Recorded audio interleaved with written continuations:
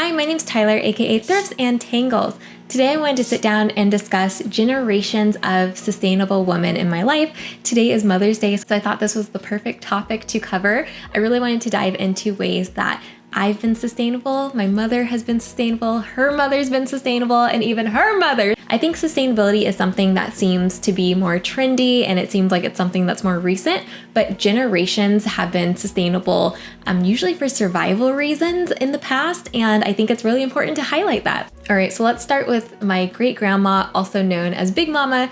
I don't have any memories with Big Mama, but my mom always tells me stories about how she was sustainable, and she gave birth to 13 kids. So she had to take care of these kids on a budget, which I feel like is not easy to do, but she raised some amazing children, and she was really mindful about being sustainable and making things last a long time. So that means lots of hand-me-downs. That means being very mindful and conscious about food waste and making sure every little scrap of food gets used. But one specific example that my mom shared of how Big Mama was sustainable that I had never heard of before is for Christmas, instead of using gift bags and gift wraps and all these things, Big Mama would give her kids gifts in shoe boxes. And those gifts, they didn't have a whole lot of money, so those gifts were not like how we think of now with all the consumerism for Christmas. It was giving gifts in shoe boxes. They gave each other lots of fruits and just things that were actually like practical. I'm actually gonna call my mom to have her maybe share a little more insight on this.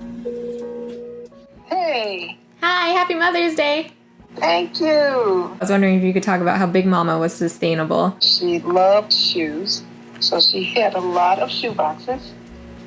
So for Christmas, she would just stuff the shoe boxes with different items, fruits, nuts. She had a pecan tree in her backyard, so she would gather nuts and put them in the shoe box, or maybe something she made for the children because she was a great seamstress.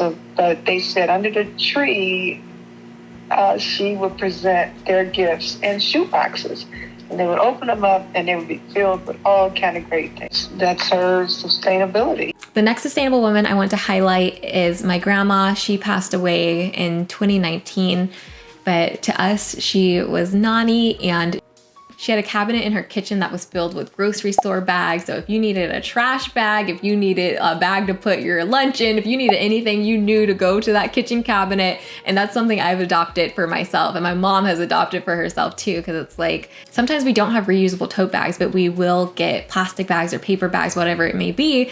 But it's good to keep those things and reuse them because they're very hard to recycle. So you might as well use them as often as possible. So that's something I definitely took away from Nani. But again, my mom has some stories of ways Nani has been sustainable. She would do all types of things with paper bags, like use them for a garbage can. I know she would bake her cakes, and sometimes she would turn the cakes over on the paper bags. She had a shirt or a dress or some slacks that she wasn't using anymore. She would cut the buttons off and save the buttons for another time to use them for something else. Like if she bought a jar of jelly, she would rinse out the jelly jars, and we would use those for glasses. It's so funny because now everybody's drinking out of mason glass jars, and I'm like, wow, we kind of did that way back when, and I know Nani did that way back in her time too.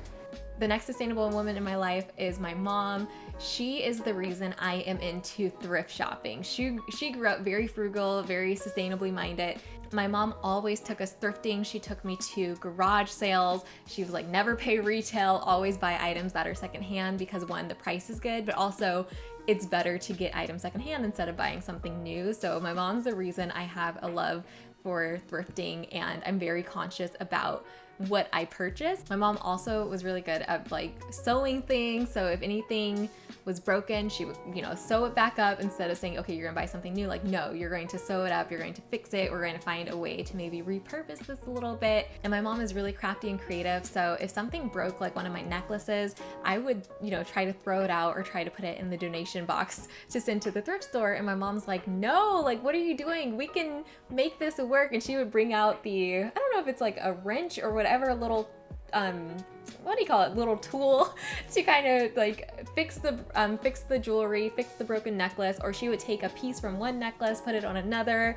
turn it into something new, and she's super creative with stuff like that. Or even for if we had events like birthday parties, any kind of celebration, my mom would get super crafty and find what we already had in the house. She's like, we don't need to buy new decorations. We have stuff in the house that we can maybe reuse. And one thing I always laugh about is my mom will pull out the same decorations for everyone's birthday, but it works because, I mean, what's the point of buying new decorations, especially if there's no theme for the party? Like, use what you already have. So now there's me, and I am trying to be as sustainable as possible. So I've taken things that my mom taught me, and then I also have taken things that her mom taught her, and all of those things have been passed down generation to generation, and I hope to continue to pass those things down as well. So some of the things I'd like to pass down, if I ever have kids, is I'd love to pass down, you know, shopping secondhand, reusing what you have, taking care of your items to make sure they last as long as possible, and finding ways to make things work or finding a new life for items that you already own.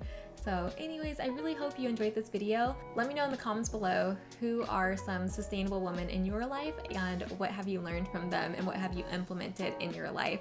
And I thank you so much for watching. I'll see you next time. Bye.